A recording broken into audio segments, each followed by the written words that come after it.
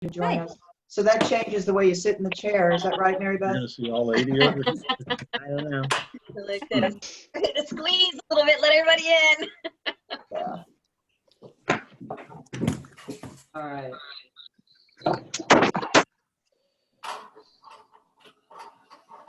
Okay. Michael Patrick. Michael, haven't seen you in a while. How are you doing? I'm good. I'm Good. good. Yeah.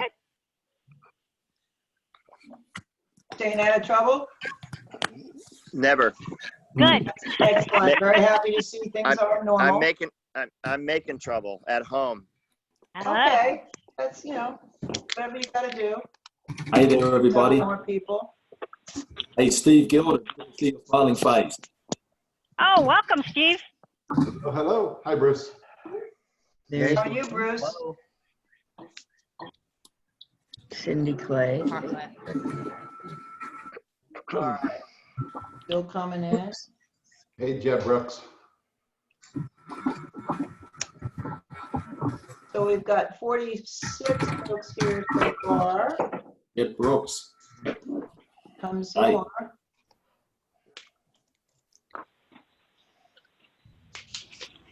I'm going to say hi and then get back off video. Nate Regier here.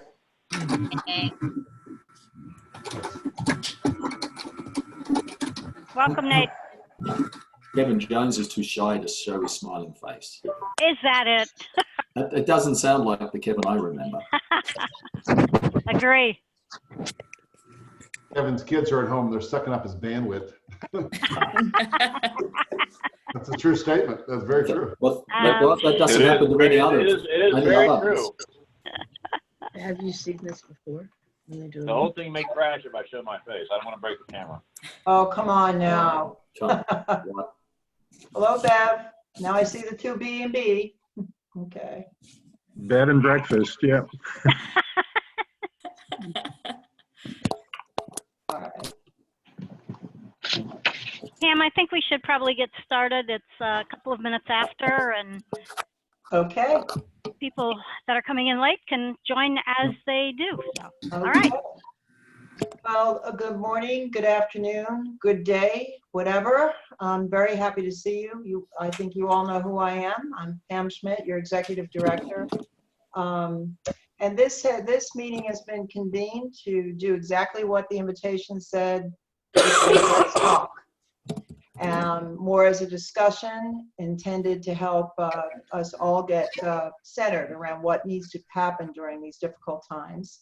I want to say two things, and then I want to be quiet, and Elaine will take us on a journey here. One, we are recording today because there have been people who have reached out who already knew they could not be here, so we want to make this available, so just be aware of that.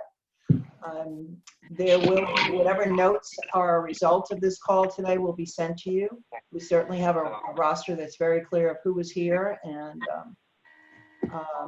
then the other thing is a promise that I have made in the correspondence that I've shared with you in the last couple of days. And that is that, that is that whatever ISA has scheduled for this year to do, we are going to deliver. And what I mean by that, the venue will change, obviously, but we're working on getting the ABR delivered to you in a new and interesting format. And I'm very excited about that, and working with some of our speakers who have been amazing. So that's one thing. We have things coming up for sea levels, and those of you who have had the opportunity in the past to participate in the sea level, these are peer groups, and they are absolutely crucial in times of challenge. They will be available to you and are likely to be virtual. So we will have breakouts within a gathering with a facilitator to help work through whatever's on your mind. So we will continue to deliver whatever until we can deliver it in another format.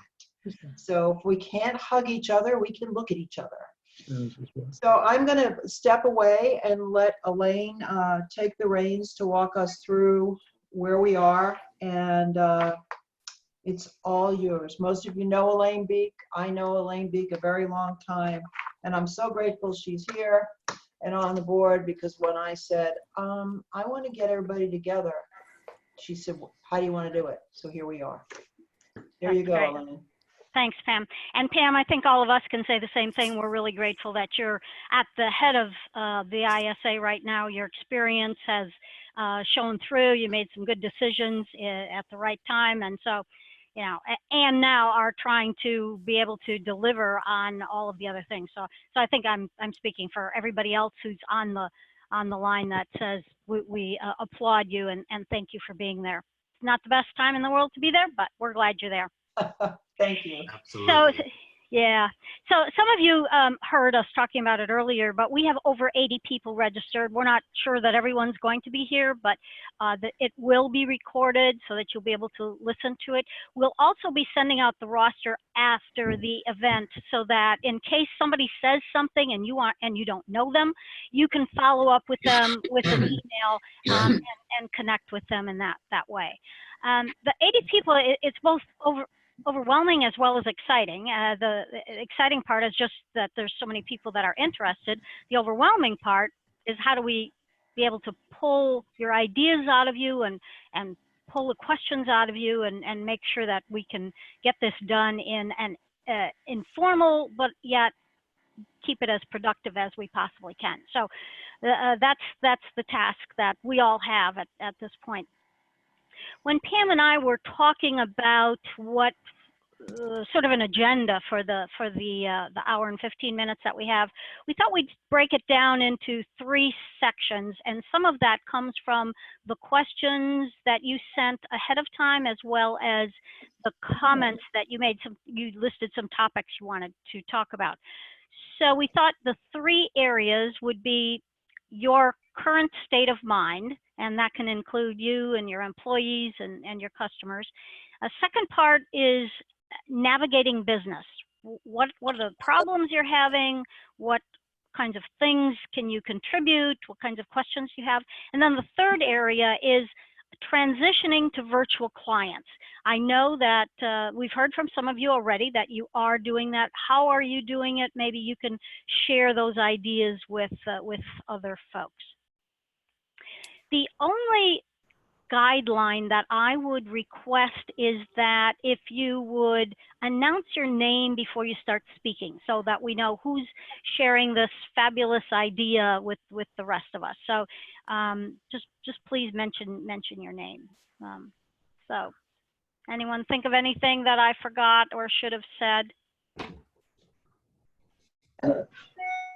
We're not going to have an exciting Hazel activity at the beginning. We just decided we just can't do that time-wise, but Hazel, you're in our thoughts anyway. So the first thing, your current state of mind.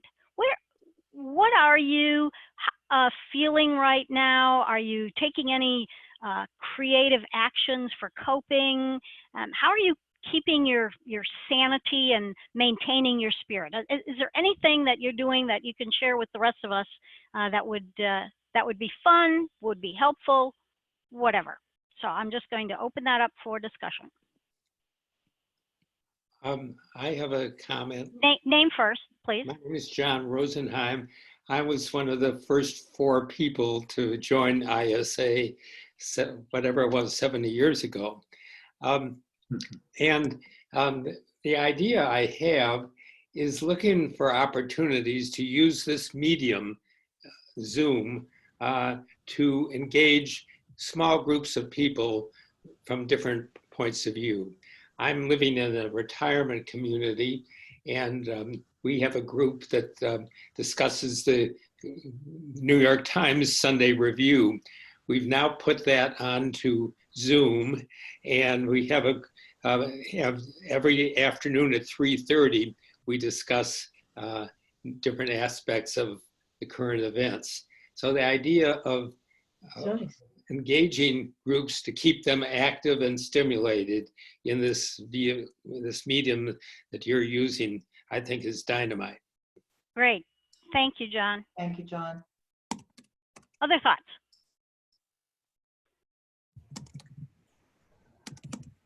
It's Lisa Leach here from Teneo Results. Okay. So With my team, what we've been doing is we've decided to use this time wisely. Most of our, all of our live training has been postponed. So one of the things that we're doing with the team to keep them engaged, one, our team is used to working virtually, so that was an easy transition. But we've created a daily huddle. And in that daily huddle, we're each day assigning a sales process or a training process that we're reviewing. So we're reviewing the process, looking what needs to be improved or tightened up to be able to create a better client experience. And that is working out very well. We spend 1 hour, we look at that, we figure out what we're doing the next day as the next process, and it's revigorating the team because they're at least feeling productive, that they're being able to do something. The other thing we're doing is we've listed a number of projects. So what programs, training programs do we want to update and improve? And we've got some of our independent contractors working on those because they are not being paid right now. So our team is feeling really good. We can communicate via Zoom. We're feeling purposeful and we're being productive despite what's going on. Super. Thank you, Lisa. Some other folks. Hi, this is Michael Patrick. Many of you probably know that we focus exclusively on the retail industry. And, you know, I'm taking a lot of Xanax and drinking wine. Together?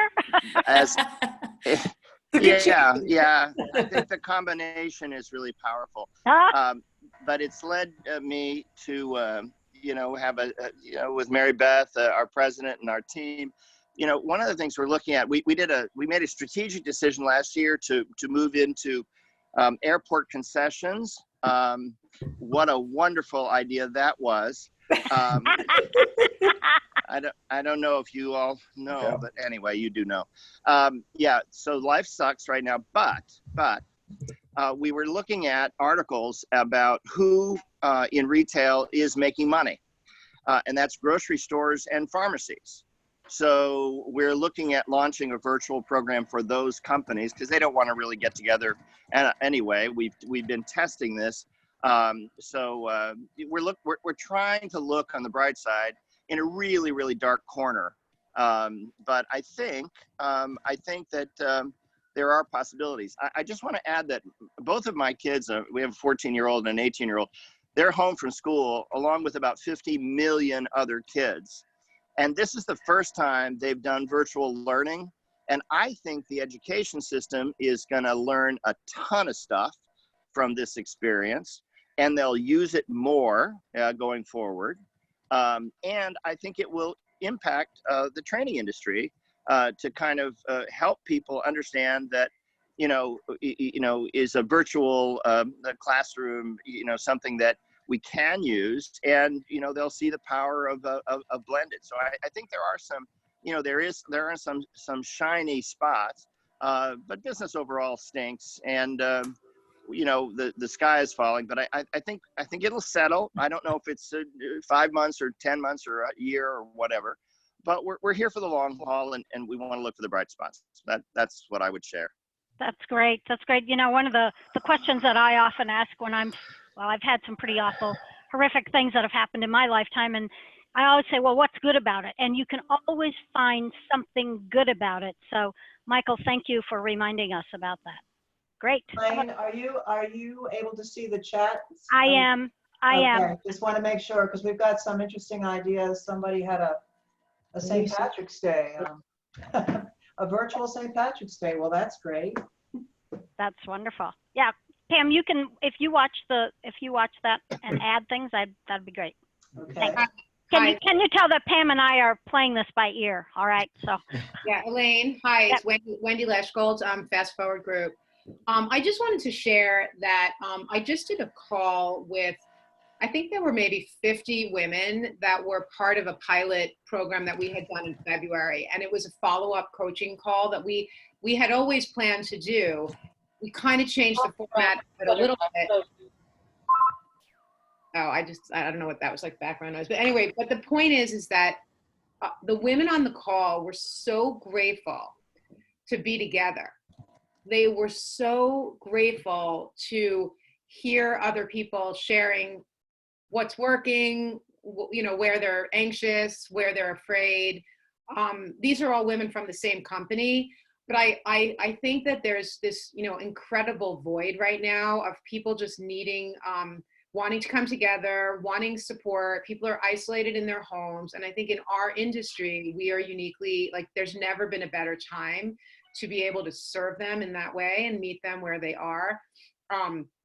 I wasn't sure how this call was going to go. It was a lot of people, on a Zoom, very similar format to this one. We had a little bit of structure, but they just were so, at first it took them a little while to get going, but once they got going, it was just, my takeaway is just that is what people need right now, is the ability to, be in group settings, doing a moderated discussion on different topics. So just adding that in. Super. Thank you. Thank you. 1 year of Cindy Clay launching several public courses to teach virtual facilitation skills, virtual hosting skills, remote management skills. That's a great one. And I loved what Ann Rosner shared, which was among family, looking for the silver lining, having those kinds of quips together. And a lot here about communicating. Carrie Beckstrom at Power Speaking, pulling leading the herd, bringing the herd together. So those are a few of the comments here, along with I feel numb, the rate of change being difficult. So looks like we're all experiencing some of All right, that. let's see if there's a couple other comments from our group then that you want to mention. I think one of the things, this is Bruce Wedderburn and Integrity Solutions, one of the things that our CEO, my guest today, did very well on Monday was send out a blog to everyone that's on our database and about the changing role of coaching and leadership in these few weeks that are happening now. And one of the things that we talk about in our programs, and you may do something similar in yours, is the 3 roles of leadership, which is you've got your leader role, your manager role, and your coach role. And one of the points that Mike made that has been really well received by everybody who received this is that the manager role for these few weeks probably needs to shrink significantly. And what people are learning for is leadership and coaching. Leadership as stability, where we're going, we'll make it through this, and coaching being one-on-one, let's get through this together, I'm here with you. But it's more of an emotional reach out necessarily than, hey, how's your numbers going, who you're talking to. It's more like how you're doing. And the change in role of coaching, I think, is something that is something we're going to be picking up on in the next few weeks, as you may be seeing something very similar in your businesses and clients as well. Great. That reminds me of a great article that CCL published online that was 3 types of flexibility that help you adapt to change. And it talks about cognitive flexibility, emotional flexibility, and dispositional flexibility, which as leaders, I think we all need to have all 3 of those, no matter what we're doing, no matter what skills we're teaching. So the CCL did a great job on that article. So cool. Other comments? Elaine? Yes. This is Nate Regier here from Next Element. In the spirit of trying to offer how do we help people at this time, we wrote an article last week on how to communicate with compassion during crisis. And it's because what we've noticed is that, we're all just getting messages from airlines, from our banks. Everybody is trying to make their statement. And one of the things we've noticed is this striking absence of compassion. Everybody wants to share all of the details of what they're doing and reiterate their promises to keep us safe and operate with integrity and everything. But nobody is getting vulnerable and acknowledging simply the emotional response to this. So we wrote an article about that where I used 3 airline emails that I got from the 3 airlines I fly the most and pointed out what was going on and where there was this huge missed opportunity to connect emotionally with people, and then laid out a template. So if anyone's interested, I can certainly put a link in there for a template, because I know we're all trying to craft communications. And we noticed locally, our YMCA and our local college actually took it and applied the template to their communications with their constituency. And it really dramatically changes the feel of what we're hearing from each other. That's great. Thanks. Nate, yes, please put the link, put it in the chat, if you will, to both, Sure. There's an article and a template, is that, or the template's part of The the blog article? article has the template in it, Right. and then we're trying to do this is for part 3, but we're trying to do a quick pivot and say we're offering free 30-minute consultations to any company that wants to apply that template to their strategic communication. So we're hoping we can just build relationships and offer immediate quick value that maybe will pay off in the future. That's a great idea. Bill Treasure also mentions on the chat that he is doing a free class on Tuesday, just a webinar, I shouldn't say it's a class about working from home and some of the things that he's learned. So that's good. Other things, we have maybe another minute or two for this, 2 more ideas maybe from this section, and then we'll move to another topic. Elaine, this is Tom Duncan. Hi, Tom.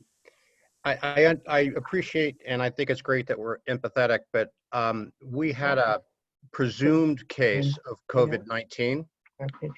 And so I would just tell folks that you need to be thinking ahead. And you know, we're all eventually going to have to put out the email saying somebody in our staff has this. Ours was presumed because we couldn't get them definitively tested, but it's something that caught us a little sooner than we anticipated. And so, you know, as you're crafting your empathetic messages, manage your crisis messages as well. And so, you know, your communication strategy needs to be both how to lead, but also there's a management aspect of it as well. So I just want to throw that out there. Okay. Amy, did you want to say something? Oh. Okay, all right. That might be a good lead into our next section, and that's, I don't want to leave the great ideas, please share your great ideas, but what about navigating business? What kinds of things are changing for you, and what's working as you're changing things? Who wants to get us started with that? All right. Kara, is it Kara? I saw a hand go up. You're on mute. All right, hold on a minute. Let's see what that's about. Thank you. Hold on. Yep. Kara's up. Okay, ask her. All right, there you go. Can you hear me now? Yes. Oh, fantastic. Sorry about that. It was, I think it had to be unmuted by the host for some reason.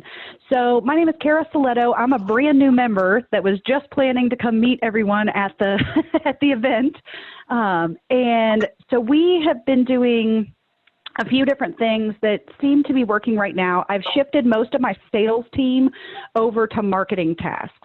So similar to what someone was saying earlier about reviewing all the processes, reviewing all the training content, we are going back and reviewing all of our pre-event and post-event kind of materials about how do we get more business, how do we get repeat business, how do we extend out what we're doing into more products and services. So I have shifted the staff over. That seems to be working right now, and it's also keeping their spirits up because they have projects to work on when they can't necessarily make sales calls. We did launch a series of short webinars on our specialty topic. So we focus on reducing employee turnover, and we're now sending out for all the HR managers these free webinars every other week from March to May. And we are getting dozens of people that are on it, and we're getting hundreds of people that are registering for that. So I feel like as long as we keep the marketing tools and continuing to push out some of our content, that will help us to sell more once this passes and companies are ready to do more sales calls. We'll be top of mind for that. We've also decided to go after some grants and some certifications like the woman-owned business certifications and some things like that that I've always had on the back burner. And now is a great time for my team to just hunker down and get those applications done. And then we had just gone into the video studio in February to record our big retention boot camp, which is a 24-hour program that we teach live.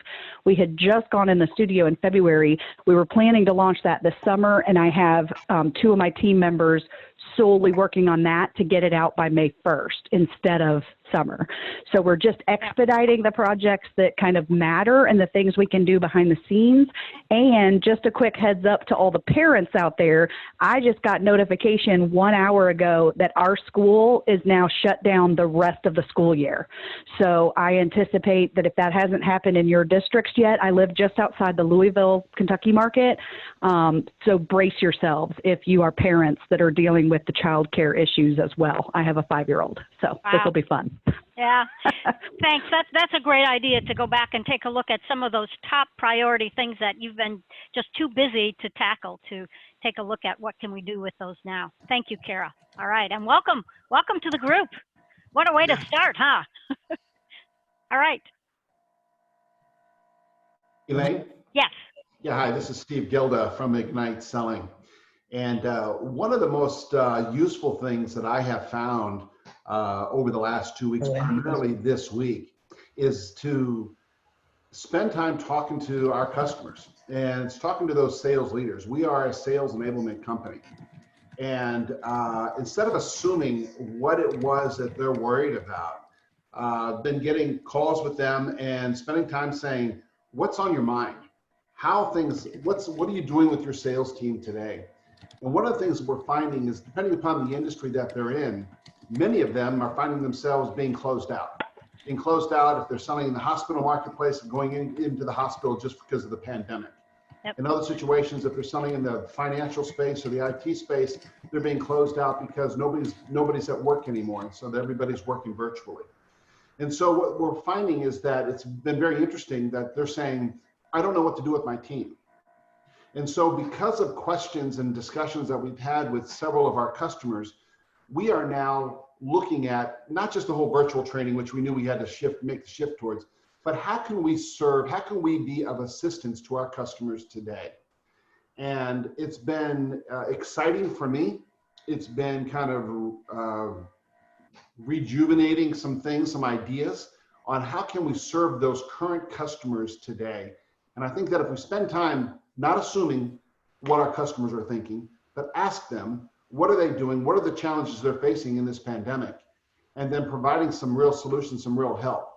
And, Kevin and I, my business partner and I were talking about, do we want to really try to offer support at no charge, being kind of this pillar and supporting the community to help our clients in the midst of this, or not even just our clients, companies in general that are struggling with these things? Do we want to provide them some support, or do we want to try to, find a way to generate some new marketing opportunities by giving them little teasers?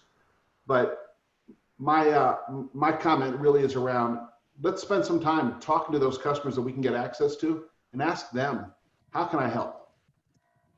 Steve, one of the things that came to mind when you were talking is it seems like there are going to be some, this is the beginning of a list of, I don't know, lessons learned or something that you will get from your clients that maybe they need right now, but maybe they need throughout the year and you're not, just not providing them or whatever. So it sounds like a great idea for an article to me.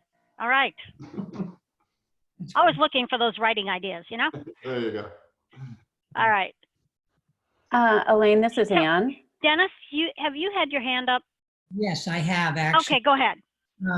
So one of the things that Michelle and I have been working on, Dennis Rayner from Rayner Trust Building, was we've been taking this as a great opportunity to put a lot of things that we do face-to-face digitally and virtually, such as we have a certification program that was supposed to meet face-to-face, and now we're moving it to virtual. Also some webinars and workouts, trust workshops. And then another area we're working on is a digital platform, taking a lot of our work that we generally do face-to-face or incorporate leaders to do. We're actually putting that online. So those are just some examples that we're working on.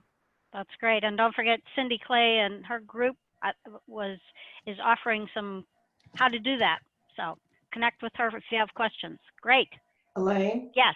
We have, Ann, I think you had your hand up next, and then there's some requests to move on to some discussion questions about small business administration opportunities. Okay. Okay. So Anne first, and then we'll do that. Hey, everyone. So I'm with Intrepid Learning, and there are a couple of things. The process stuff, I wholly agree. We're sort of rethinking everything. Like, how doing scrums? Do we need to do it this way? Is there a way to face it differently? And my own personal opinion is that, we're all online. That's kind of our value proposition. But I think there's always been this kind of creating content has to be expensive and really long. And I think there's going to be a lower bar to what people expect online. And so you can't get in a studio and do a high fidelity video anymore. You literally can't do that. So I think the idea of being able to do webcam videos and create training that's lower fidelity, but high quality still, I think that's going to change. I think people's expectations have just fundamentally changed. And we're doing, Sam wrote a blog earlier when this first came out and really said, anybody who's helping in the healthcare profession, anyone who's doing COVID work and helping people, we're giving the platform for free.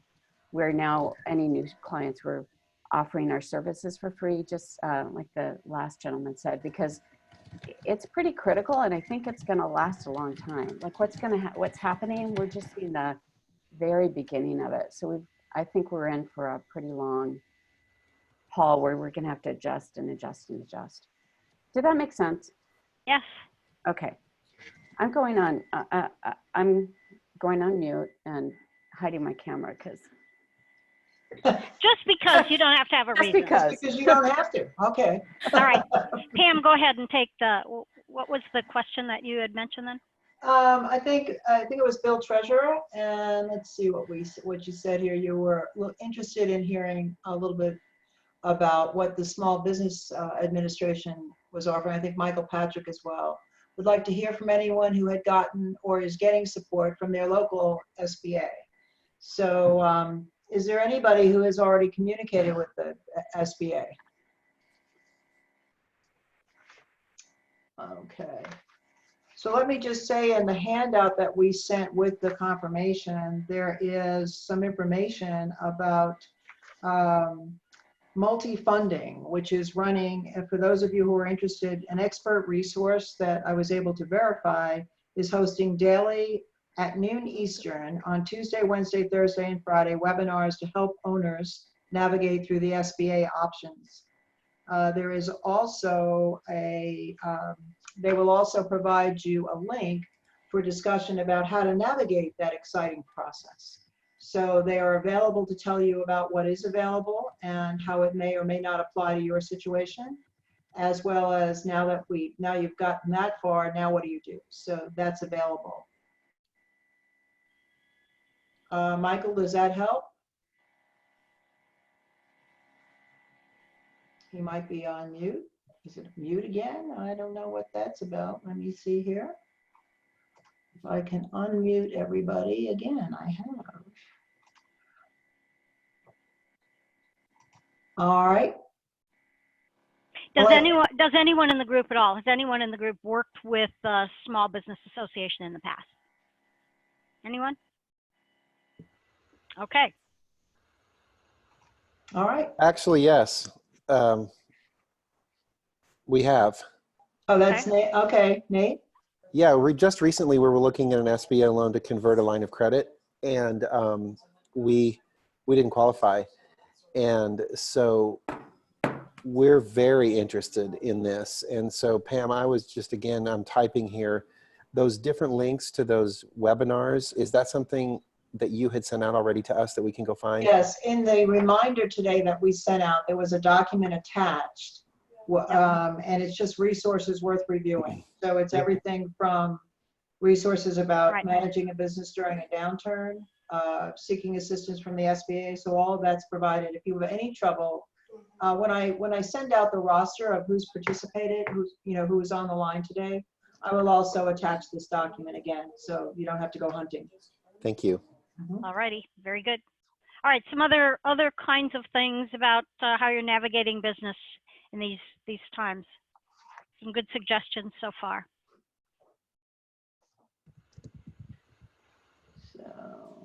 Do we just shout out? Yes, just shut up. Go for it. Yeah. I have a training business and a consulting firm, a communication Who's consulting firm. speaking? And so, can you guys Nancy. hear me okay? I It's know, Nancy yes. Duarte. Yeah, All right, from Nancy. Duarte. So we have a creative services firm and a training business. And so not only did the training business need to go virtual quickly, but we do massive staged events like the Salesforce keynote, all the top CEOs, ServiceNow, Apple, all of them, all the massive events that normally have 10s, 20,000 people at them are also going virtual. So we've learned a lot there. We had already planned to have all of our products virtual by July. And my team, I guess to someone else's point saying, do we need to do Scrum or Agile? My team just flipped everything and built virtual versions of everything. Every single thing in our catalog is now virtual, and we're announcing tomorrow it's ready. And so they did that in a week, and it's beautiful, like what we've done when we get to that section. I'm happy to share what we did and how we flipped it and how we even use Zoom and different tools to make it really interactive. In your first question about how everyone is impacted, I did something that was really beautiful on Monday at staff meeting. Everybody's really fragile and has a lot of anxiety, and sometimes we don't understand what kind of emotional fuel our own employees need. And so I told 5 stories. So we've been doing this for 32 years, and this is my 5th downturn. So this little crisis pony, it's not new. I'm saddle sore from 4 other crises. And just telling the story of resilience, what we did, what we learned, and the redemption that happened in that season. All 140 of my employees were like snot crying, and it was just the exact emotional fuel they needed. So just be thinking about internal communications too, because the client communication is imperative, and I loved hearing that. Great. Thank you, Nancy. Elaine, and I'm looking for Ann Herman at the moment. She says she's muted. I'm not quite sure why. I keep unmuting everybody, but hold on a second here. She says she has some information related to the Small Business Administration. So if I can find you, are you unmuted? If I don't hear an answer, I guess that means no. Let's see if I can do this again. Yeah, we have 61 people on right now. Yeah, I hear that, but yeah. I just unmuted all again. So it says all participants are unmuted. Okay, yeah, this is Ann. I think you can Thank hear me you, now. Ann. Hi, everybody. Yeah, we actually have been working with a consultant who's been applying for the SBA disaster loans.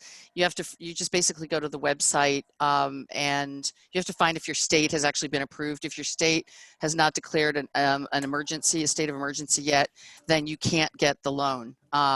So this person called Congress, called the governor's office because it had actually been declared, but there was some paperwork issues, so the SBA had not kind of followed through yet.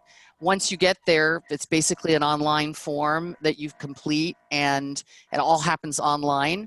You ask for economic injury, and it's a form that's typically used for like hurricanes and stuff like that. So I think they've just quickly adapted it to something that's beyond it's just a hurricane kind of disaster thing.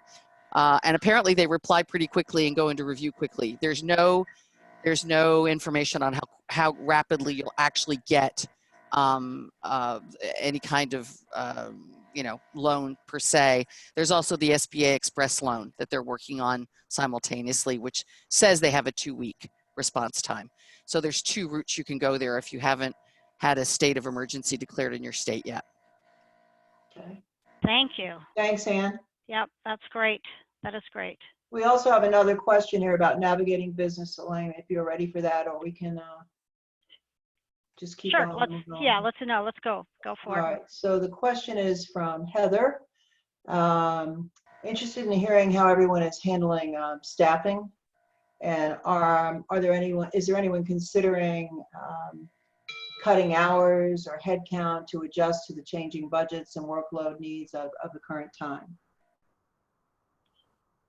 So that's the question at hand. Anybody coming up with or any comments on how you're managing your teams, your employees?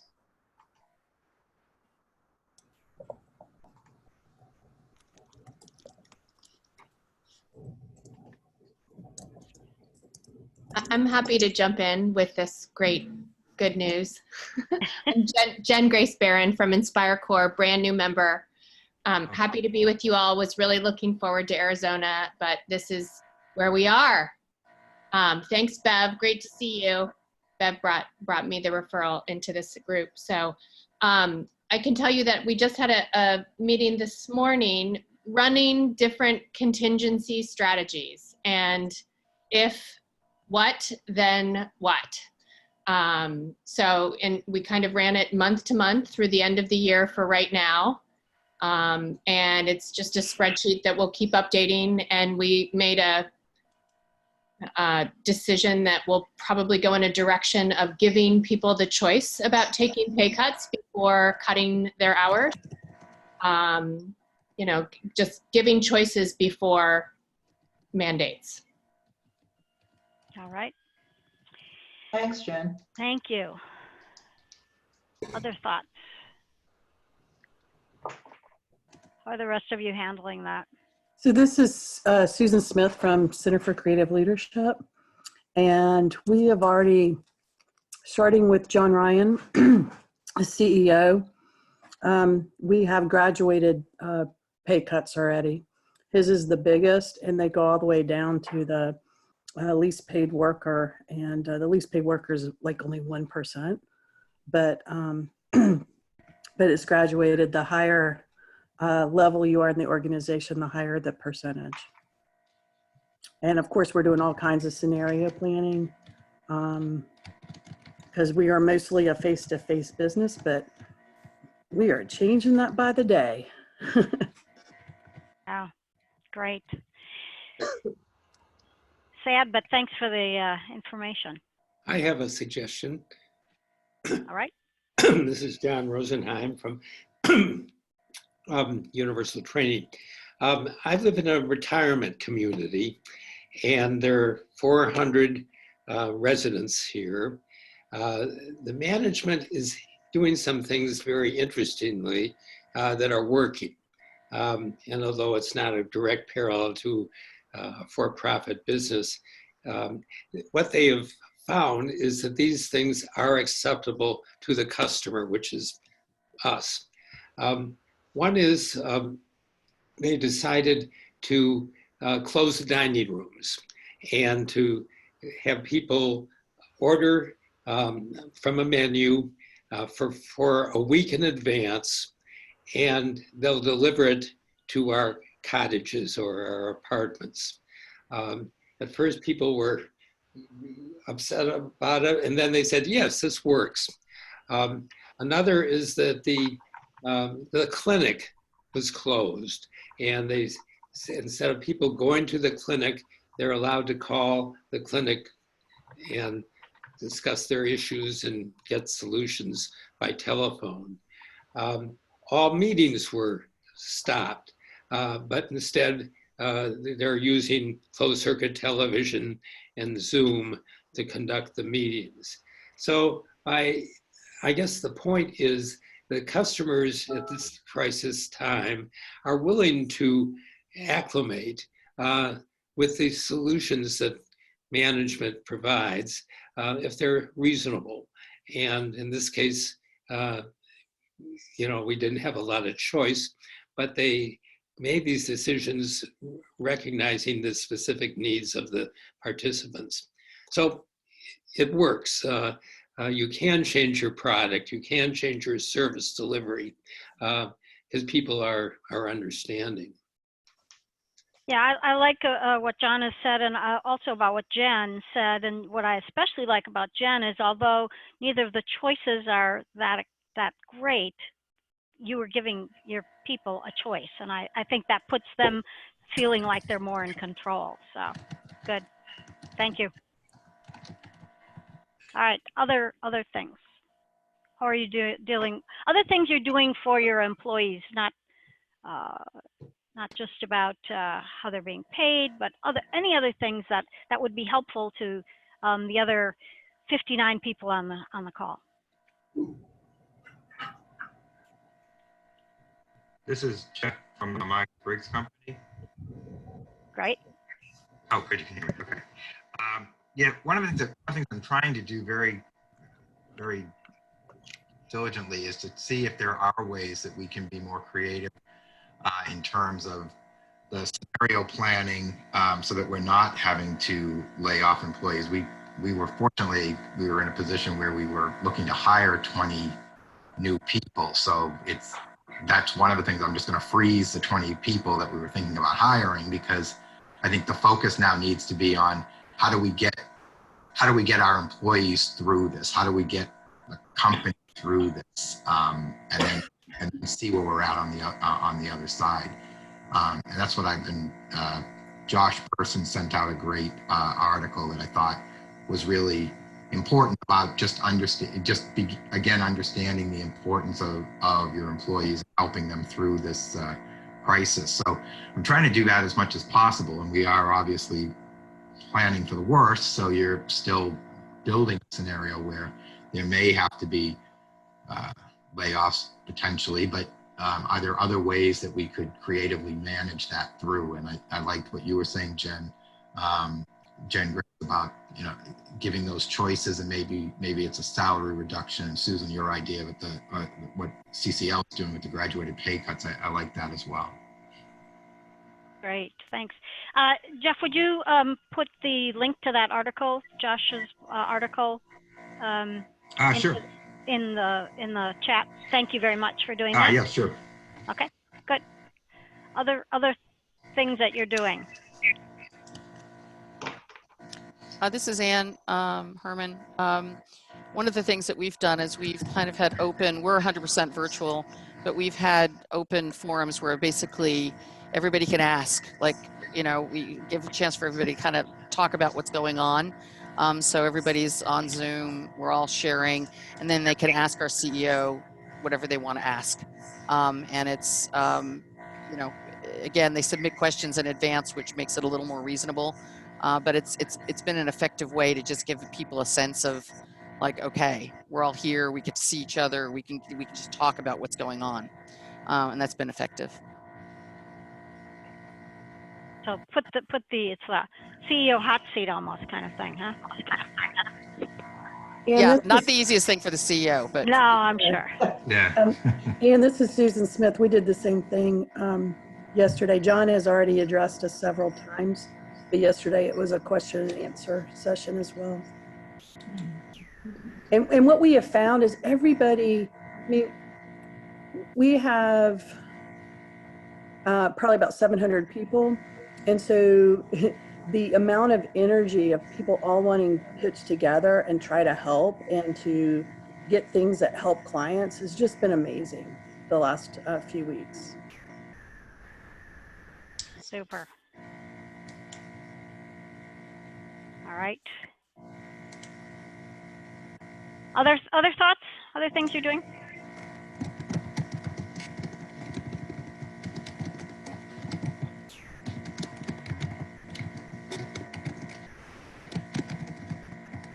Nothing? Wow.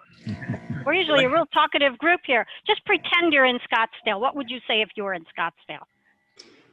Elaine, this is Brian Lee with Customer. Simple thing, and I'm very appreciating this sharing. That I did is I got on the phone and called all of my staff, all of my contractors, and just gave them a good listening to and wanted to find out where they're at. And that was appreciated. And secondly, I called every client CEO and gave them a good listing. We had to get in touch and gave them some options. So the one-on-one contact probably is the most valuable thing we've done. And I learned so much. Our clients are all hospitals and clinic networks. So they're in the forefront of it all. And I wanted to understand what's happening with their staffing, with their challenges. I want to understand how they're coping. I want to understand what was happening with the economics as well. So I just found that to be an invaluable learning. We then sent out a communicate to everybody, like everybody else. I appreciate Nate's outline on his compassionate way to communicate. And what I'm taking away from this is we're going to do more with our people via Zoom to do some brainstorming about how we can collectively work together. So much appreciated. Right. Any other thoughts? Does anyone have any,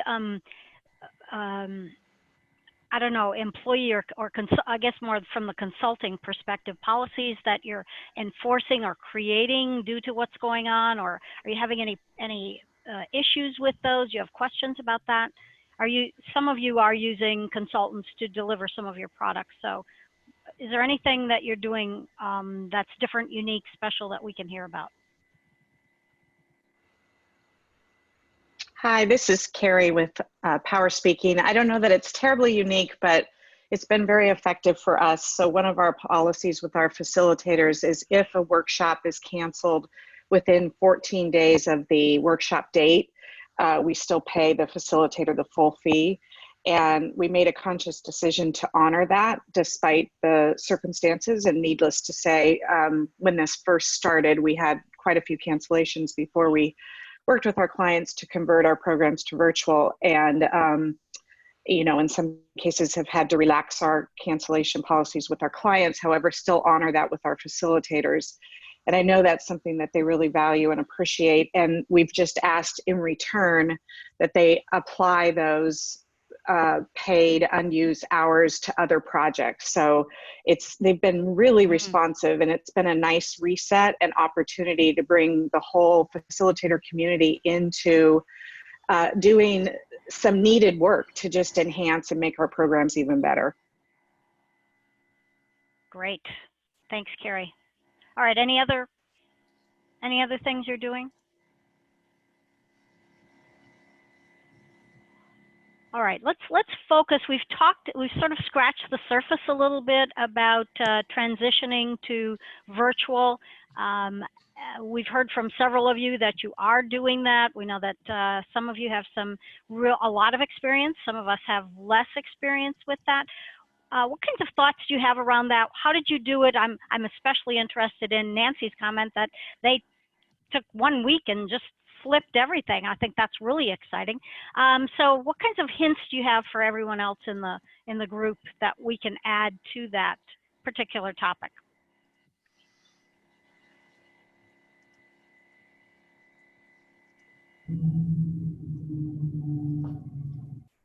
Connie, are you trying to speak? Nancy, yeah. Is Nancy? Nancy must be muted again. Okay. I have unmuted all. Okay. I'm happy to share. Can you hear me? Yes. Oh, okay. I'll share just fast. I'll just rip through this because y'all are bright. We already had an initiative starting in January. So we had one course that we had already flipped, and we did some really cool stuff in Zoom itself. So I just kind of annotated this file really quickly to show you guys. So if you go with virtual, it helps to have two presenters, two voices. So you could see there was a facilitator and then like a moderator, commentator. And down here is the gal who did the technical, she did all of the technical. So the thing with Zoom that's really cool is there's breakout rooms, and that for everyone is the real highlight, is the breakout rooms. So they get together, you break them into breakout rooms, they talk, they do their, I don't know if you guys can see that. They talk and they do all their little homework bits. But then we also, so you can see the facilitator, the moderator, and then we set up, this was the day before we had to all start to work from home. The script is here, the audience is here, so we actually have empathy. We have the slides here, and then here's the technical producer. And I just have that from a few angles, but we did something that we've not seen anyone do. So we took these slides, any slide that we had where we wanted, instead of just doing a poll like everyone does, you can actually, there's an annotation feature, so we could drop and let people drop little iconography and say what they feel about different bits. Here was a spectrum, and you can see this person. We try to make everything in there be that they would walk away with insights about themselves from these things. So we're having them drop emoticons. Here they dropped it around like an X of what you're not good at, a heart at what you are, and just tried to really push the tools. Created iconography for breakout rooms. So at any given time, people knew to look at their kit or look at the screen, or that they were going to be put into a breakout room and stuff like that. And so I don't know if that helps anyone, but we kind of flipped everything pretty quickly, and it's really immersive. So we found that you can't do a full day. You have to do it either 90 minutes a day, or you have to do 2 90 minutes one day and 2 90 minutes the next day. It's just too fatiguing to not have like real human contact and interaction. But yeah, they're all virtual as of Monday. Wow. Congratulations. That's exciting. That was fun. Good for you. What platform was that on, Nancy? You're muted, but what platform were you on? She's muted again, Pam. I think she said Zoom. Yeah. Heather, I think she had We're said on Zoom Zoom. earlier. Yeah. So the annotation feature, people can drop icons and stuff like that. And the breakout rooms are just spectacular.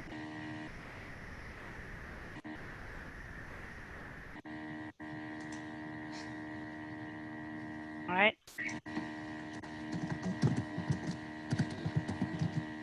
Other things that other people are doing. This is Kevin Jones with Ignite Selling. We actually had a client who was going to do a classroom session, and they said we're only going to make the local people do it. So we'd like the other people who can't travel in, because we've stopped travel.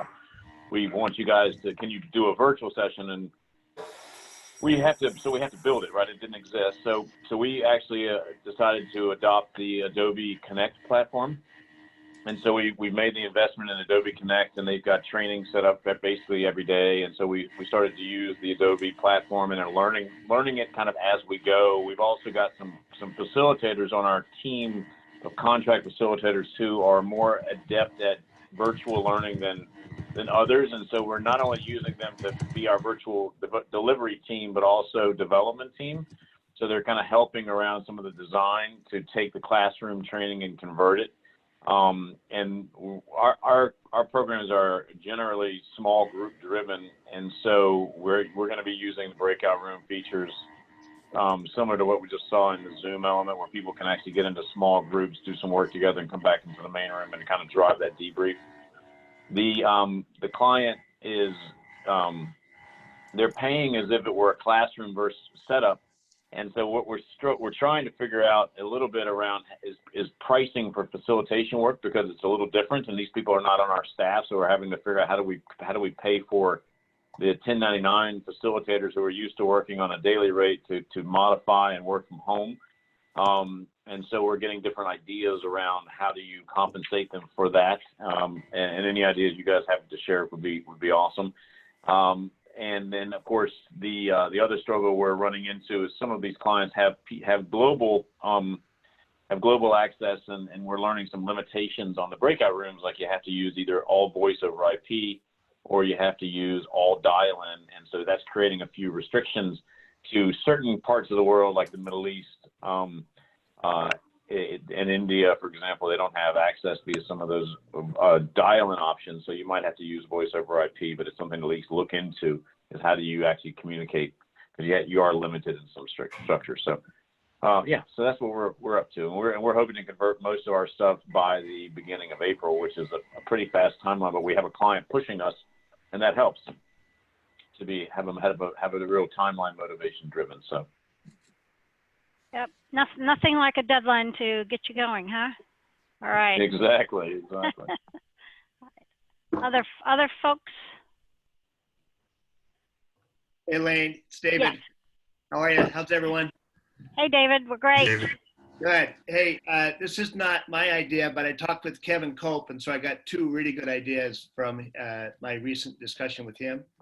One was they are, so they had most of their business, 80%, 90% is ILT. So they're trying to move their clients to virtual ILT.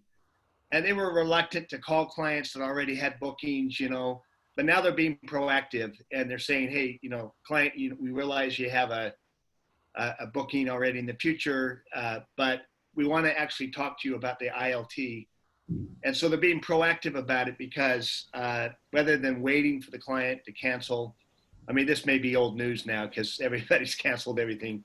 but that's one of the things that they did that was really helpful. The second thing they said is you got to have a preview. So you've got to be able to preview what the virtual ILT will look like. And he says that you think that clients will understand it and they don't. And they got to be able to understand how, you know, it's going to feel great. It's not just going to be this time. We're going to have breaks, you know, we're going to have a chance to have a lot of interaction. And they actually spend 30 to 45 minutes giving them a preview of what they're going to experience with the virtual ILT offering. And he says that's really, really important. You can't just assume that the client understands it. And so they have seen a lot of their business that has fallen off really pick up. He thinks somewhere between 25 to 50% of, you know, business that would have just been gone away forever that they've been able to pick up. So I think those are two great suggestions. One is be proactive. Don't wait for them to cancel. Actually go to them and say, hey, we have this other offering. And two, offer a preview that will help them understand what the virtual ILT looks like so that they can feel comfortable with it and feel like it's not a second-rate, you know, offering, but it's actually a good chance for them to, you know, have as good of an experience as they would have with ILT. It's probably not going to be as good, but maybe they can replicate it, you know, to the degree of 75, 80% of what the, you know, face-to-face offering would look like. So great, good ideas.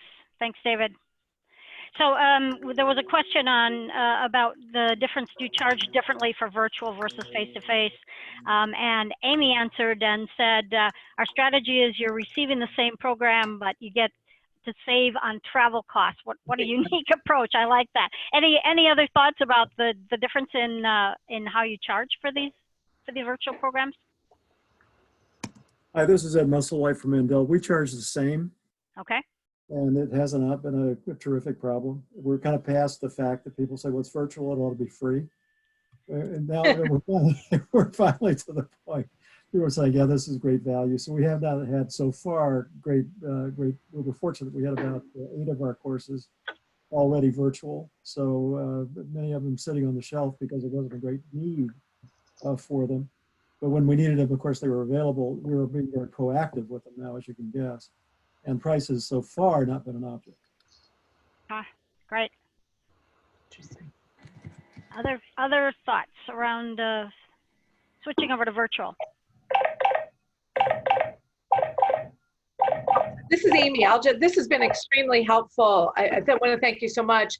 I just want to mention, before this happened, about 20% of our business was virtual. And so we're really, like many of you, trying to ramp this up. But one thing that hasn't come up here is virtual coaching.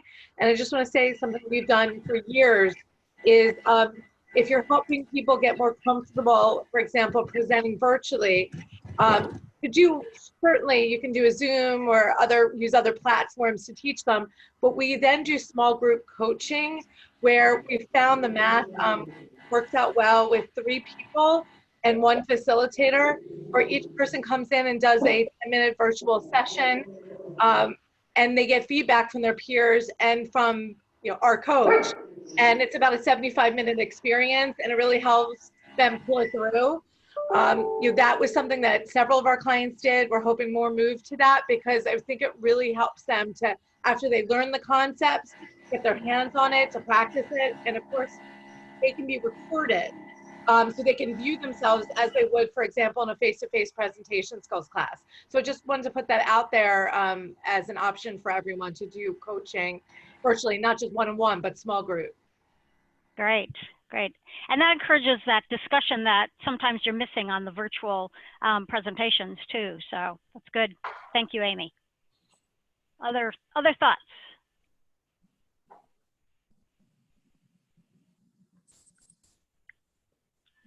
Elaine, can you hear me? Yes, okay. I can. So there is a question that's been asked twice about does this feel like, does this feel similar to what it felt like after and during 9/11? All right.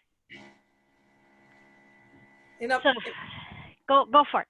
Amy, in my opinion, it feels very different, very different. That although on 9/11, we did not know how long it would last. It was only, what, 10 days to 2 weeks. So most of us as consultants were on planes again, you know, both with the recession and with 9/11, there was still face-to-face work. This is the first time that we're indefinitely, I mean, maybe 4 months, 6 months, 18 months, completely working virtually. This is, in my mind, unprecedented, and it does not feel at all for me like 9/11 or our business. This is Susan Smith from CCL. I totally agree with you, Amy.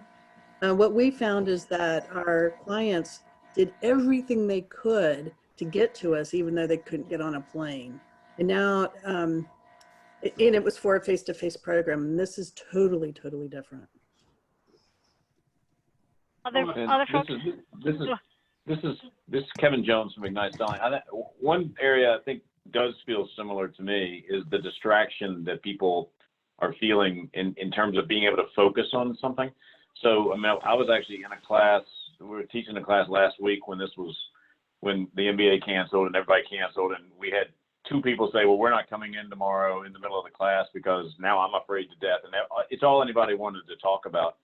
I think that the insecurity that people are feeling now is reminiscent of that, in the sense of that there's so much uncertainty that people are hesitant to want to make an investment right now. So even coming to a class, people are at least I believe that people are feeling like, what's the point, because I can't get my people to focus on anything. All anyone wants to talk about is COVID-19. So in that sense, it does feel similar to me, because all anyone wanted to talk about at that point was 9/11 as well.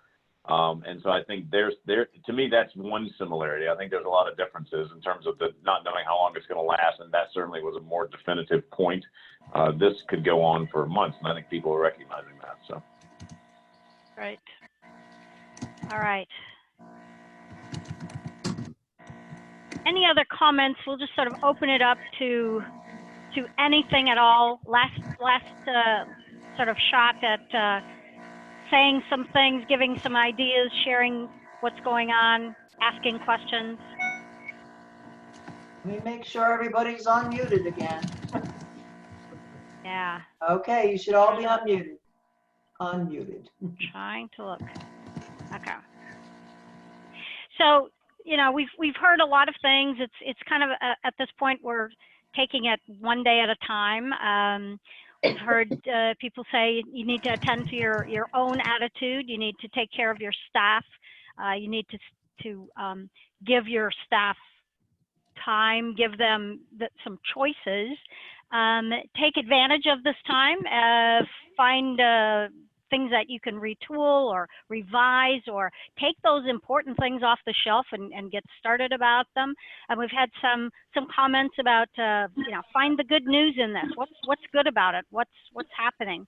And I guess I haven't heard a real emphasis on it, but I guess we all just need to stay healthy, physically, as well as emotionally. And so I think that's one of the things that you need to do. Just monitor that daily dose of doom and gloom, and find the happy people to hang around with if you can, because we're all in this together, and it's there, it's happening, and we need to deal with it. That's about all that we can say. I have a suggestion. We all know the importance of strategic planning. Yeah. And many of us, as part of our strategic plan, also do a contingency plan. We don't know where this is going. So option A, B, C, D needs to be laid out. So we let our customers and our staff know that we have options, and that as things change, those options will change. But to do no planning is not really a good idea. No, that's exactly right. That's exactly right. Yep. Other thoughts around last minute things you'd like to share with the group?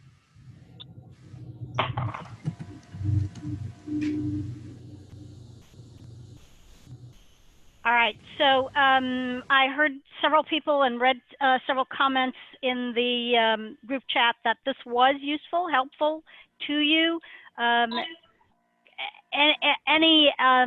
Anything that we sort of touched on that you'd like to create another group around to discuss beyond this.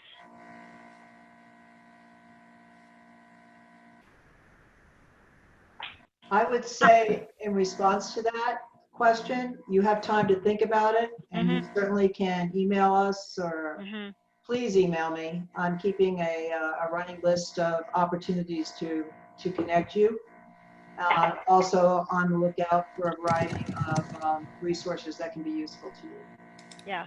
I would love to start a group on how people are converting face-to-face content to virtual. I think we're all going to be in that one, and that we can learn from each other best practices and what's working, what's not working. That would be great. All right. So if you're interested, email us, let us know. We'll kind of pull that group together. Other thoughts, other things that you'd like more of? I think there's optimism here coming out of this as well, as distracting and as this time is. If we just have to go back a few years and remember when, I might be dating myself here, but when VCRs first came out, you could buy movies on videotape. And everyone was screaming, this is the death of the movie theater.